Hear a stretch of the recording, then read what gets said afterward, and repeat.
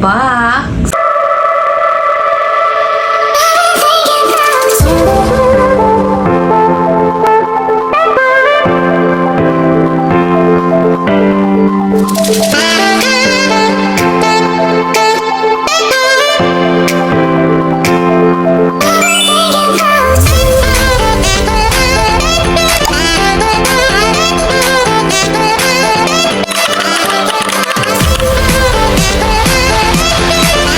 So, yon mag-ano kami, mom and daughter talks naman.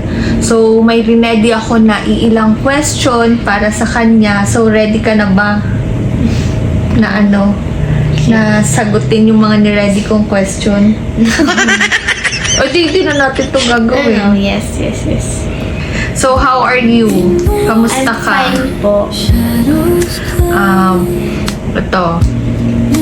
Ba't ba bilis na ito Kamusta ka sa almost 2 weeks natin hindi magkasama? Kasi I think ito yung first time natin na na hindi tayo magkasama. Ito yung parang first time na matagal tayong hindi magkasama. Kasi I think 2 to 3 days lang yung dati nating matagal na hindi pagsasama eh. So, kamusta ka?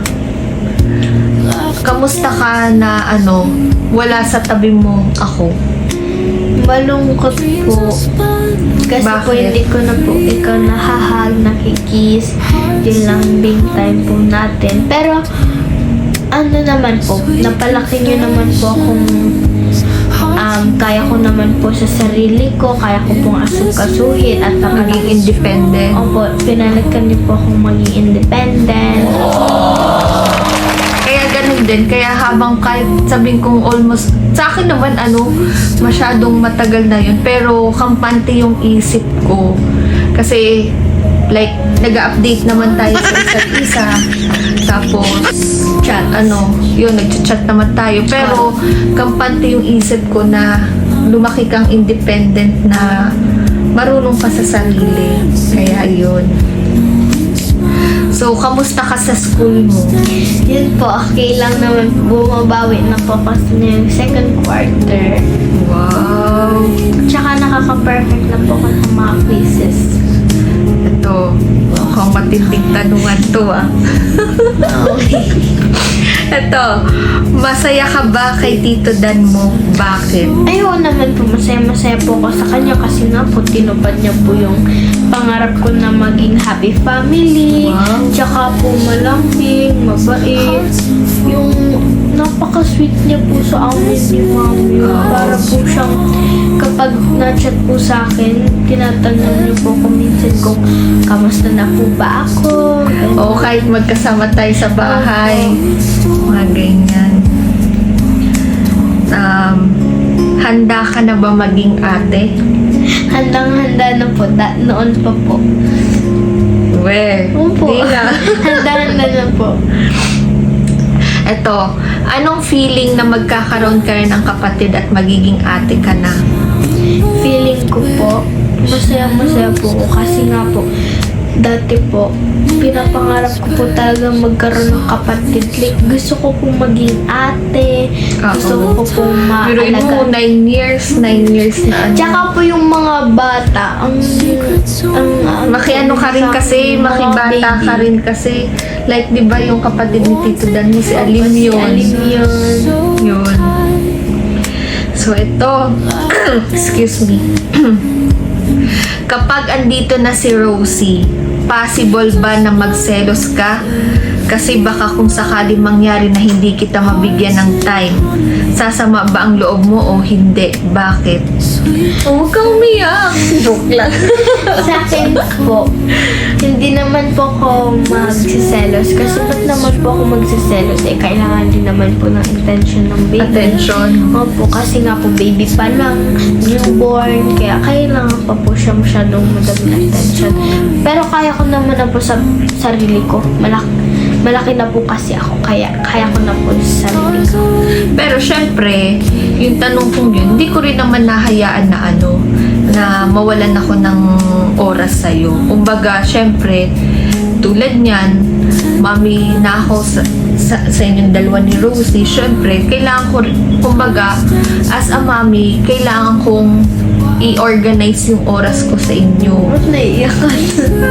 Joke lang. I mean, syempre, hindi ko hahayaan na lahat ng attention na kay Rosie. Syempre, dapat balance din. Kumbaga, andun pa rin naman yung attention ko sa'yo na hindi mawawala yun. Kung ano yung oras ko dati sa'yo, hindi yun mababawasan. Hindi yun mawawala. Kaya, hindi mo kailangang, hindi dadating sa point na sasama yung loob mo. Kasi hindi ko hayaang mangyari yun na ma-feel mo yung ganun. Naiiyak ka na. Nanginginig na mami yung boses mo. Yun lang, syempre, tulad niyan, kumbaga, ibabalance ko lahat ng attention, lalo na kay Tito Dan mo. Hindi rin pwedeng mawala yung oras ko sa kanya. Sa'yo din, hindi pwedeng mawala rin yung oras ko sa kanya. Lalo na rin kay Rosie, hindi rin pwedeng mawala. Kumbaga, i-organize ko. Pag andyan na si Rosie, aayusin ko yung mga oras ko para hindi nyo ma-feel ni Tito Dan mo, ni Rosie, at ikaw na merong isa sa na nagkukulang ako sa oras sa inyo. Yun. So, ito. Bilang ate ni Rosie, paano mo siya aalagaan at paano mo siya i-guide sa paglaki niya as your ate? I-guide ko po siya kung paano ko po siya aalagaan. I-guide ko po siya at mamahalin ko po, at saka po kung paano po ako pinalaki ni Mami, ganun ko din po siya aalagaan. Wow. Tsaka, Paano ba kita pinalaki? pinalaki niyo po kung may independent, pinalaki niyo din po ako sa hindi mahiyain, tsaka yung active po talaga sa mga sports, active po sa lahat. Sa school, mga ganyan. Ganyan po. Oo. Kasi nga, na ako, kumbaga, stage mother ako sa'yo eh. Pagdating sa mga competition or mga activities sa school, talagang, active ka, lagi kang sumasali. So, yun. Anong ituturo mo kay Rosie? Turo ko po sa kanya is, ang unang-una ko po sa kanya ituturo, yung pagpe-pray. Wow. Para po, matutunan niya po yun agad. Oo, unang-una dapat lagi tayong nagpe-pray, lagi tayong na kay God. Tsaka po, kapag may blessings, sasabihin ko lang po sa kanya, magpasalamat po kay Lord. Dahil po binigyan po siya ng blessing. Laging basta pag may blessing, lagi tayong nagpapasalamat kay God. Diba Tsaka- tulad na sabi ko sa'yo, kapag may biyaya, kahit mangyari, ang unang pasasalamatan, hindi ako, kundi si God. Yun. Tsaka, kung may problema naman po, mag-pray lang po para po maayos. So, yun. yun po yung Tanda na tanda mo ah. Ginagawa mo ba yan sa'yo? po. Siyempre, kapag may problema tayo, Kailangan ang una nating lalapitan ay Si God. Yan.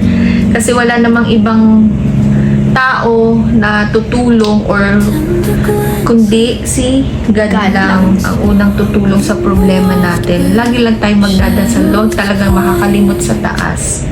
So, yun. Ikaw, may gusto ko magtanungin sa Ay, akin? meron pa. Ako tanong sa inyo. Ano? Meron pa. May na-ready lang po ako dito. Dalawa lang naman po. Ay, ito po. Tatlo po para siya.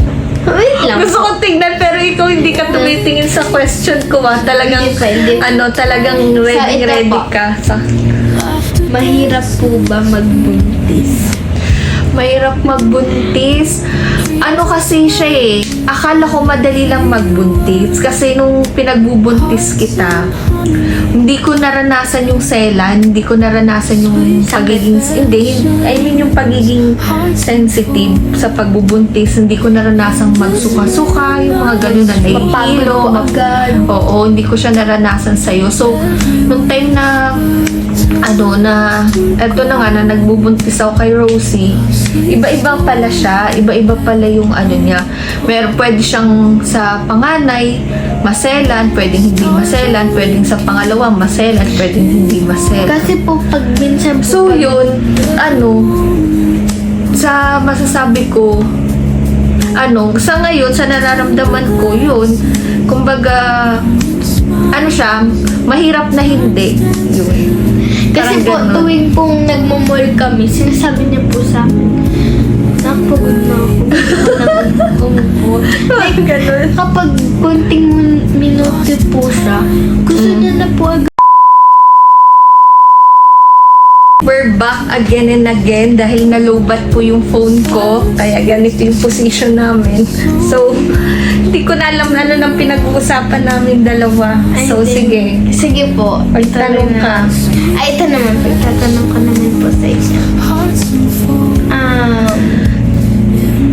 Bakit lang, gano'n po kayo kasaya na malapit na po magdating si Rosie? Malapit na po, ilang months na lang. Halos parang isa't kalahating buwan na lang. Ayun, masayang-masaya naman ako na na magkakaroon ka na ng kapatid. Padating na si Baby Rosie, mabubuhat na natin siya. Then yun, kumbaga, ang pinaka-challenge lang sa akin is, ang tawag doon, yung challenge sa akin is yung paano ko na i-organize yung oras ko kay Rosie, oras ko sa'yo, oras ko kay Tito Dan mo. Syempre, hindi pwede kasing all the time oras ko para kay Rosie. Kailangan ko rin mabigyan ng attention kayong dalawa ni Tito Dan mo, hindi lang puro Rosie. So, yun yung magiging big challenge for me. Pero, I think kaya ko naman. Ito po, may gusto lang po kasi niyang i-suggest. What if po, paglabas na po ni Rosie, kapag naglaki-laki na po siya, ang next naman natin i-vlog is yung collab challenge. Ako po, iko-collab ko si Tito Dan, ikaw iko-collab mo si Rosie. Paano gagawin? Like, kung ano po yung mga gagawin natin. Like, halimbawa po, snack time na. So, maliit pa naman yun. Maliit pa si Rosie. Opo. So, matagal Pero na ikaw panahon. kumaan. Makakaisip rin tayo ng mga Content. bonding moments natin nila Tito Dan mo. Maganda po kasi kung picnic. Kaso po, bawal pa kasi nga po baka mana ng down si Rose. Oo. Pero fresh air din naman din. Tsaka, Next. po, kung sakali pong pwede nang lumabas si Rosie, saan mo po siya unang dadalhin? Oo nga, hindi ko naisip yun. Saan ko ba siya pwedeng Siguro dadalhin si Rosie kasi matagal pa siya bago natin siya ipasyal. Like, Yeah. mga 6 months plus pa siya. O, kasi- natin pwede siya i-expose sa labas. Kasi hanggat ang baby kasi hindi mo siya pwedeng i-expose sa labas hanggat hindi kumpleto yung vaccine niya. So, ang vaccine kasi newborn to 6 months up to 9 months pa nga eh. Pero siguro kahit Delikado pa po kay Rose. pero kahit pa paano, siguro pag 6 months plus na, kahit pa paano, medyo okay Okay. naman. Pero, hindi ko pa siya, hindi ko pa nakikitang i-expose masyado si Rosie kasi lalo na kung hindi pa siya complete vaccine. Mabuti ng safety lang tayo sa kanyang health para hindi siya dapuan ng sakit kasi kapag hindi pa kumpleto kasi ang vaccine, mahina pa immune system niya. So, pasiguro lang din tayo. Ang pagpapasyal naman or ilabas, andyan lang yung lugar na yan, pero yung health, mahirap yan. Hindi naman po yan nawawala eh. Yung health naman po matagal. Pero kung sakaling pwede na siyang lumabas, pwede na siyang ipasyal, siguro mag-iisip ako ng child-friendly. Yeah. Yan. Yung mga ganyan. Hindi pa siya ganun ka-expose. Yung mga ganun. Ako po, kung saan ko po siya unang dadalhin si Rosie. Saan? Yung memorable po sa kanya, like yung makakano siya ng fresh air. Kung saan po yung- ka na gano'n. Oo, yung ganun. Siguro, yun. Parang feeling ko, nagkaroon ako ng idea sa'yo. Hindi ko siya sa mall unang ilalabas. Siguro unang labas niya or yung parang pinakapasyal niya is dagat. Kasi katulad nung ginawa ko sa'yo nung baby ka pala, kumbaga si Fiona po kasi, alaga yan sa dagat every Sunday. Minsan nga, pag may madaming time, mas everyday pa eh, or every other day, kung ginagawa yun sa'yo. Binababad niya po yata ako niyan sa dagat. Pag mo morning, kasi ano siya, magandang dalhin mo yung baby sa dagat. Kasi nga po may fresh air. Oo, tsaka ano siya, nakakapatibay siya sa lungs ng bata. Kumbaga, isa siya sa maganda sa baby, yung dagat. Yun. Ito naman po, last question. Sige. Ito naman po, medyo challenging to Bakit tumiyak ka? Hindi po, Ay, naantok na po siya. Kaya Ganyan po, kailangan na okay. po nating bilis-bilisan na ang Okay ano. po. Okay, Last go. question na to, ma'am. Kung magpa-family bonding po tayo, ano pong Very instant ang ano mga question mo. Parang si Tito Dan nung nag-Q&A kaming nung nag-deep talks kami. Ako may reading question. Kayo, wala kayong reading question. Okay, kung sige. magpa-family bonding po tayo, sino po ang gusto nyo kasama talaga? Siyempre, kung magpa-family bonding tayo, siyempre, ikaw, si Rosie, si Tito Dan mo, and siyempre also si Mama Gemma, si Tita Hana mo, si Kuya Dean, si Tita Beth, yan. Invite rin natin yung sa side ko, kaso, di ba, bihirang-bihira naman sa side natin, ay, sa side ko, di ba, like sila Papa, busy naman, di ba yan, alam mo naman yan. Ano po Yung mga kapatid ko, sila Tita Wenzel mo, nasa malayong lugar. Siguro, magkakaroon din naman ng time ng ganun, like, mga occasionally. Yan. Yung kapag po birthday ni Rose, birthday Banding ko, na din yun. banding na po natin yan.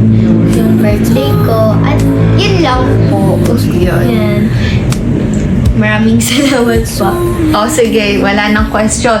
O, anong i-message mo sa akin bilang isang anak? Anong may message mo kay Mami? Ang Like, thank you and sorry. Ano, thank you for what and sorry for what?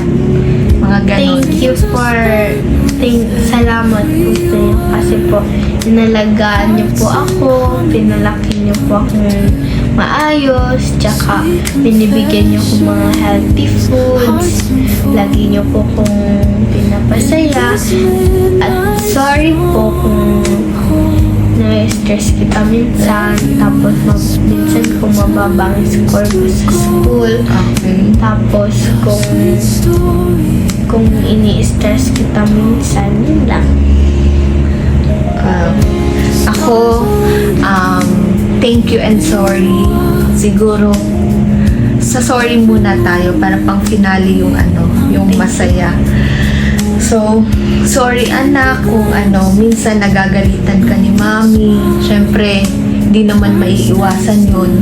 Sorry din kung baka meron akong may araw akong nagkulang sa'yo.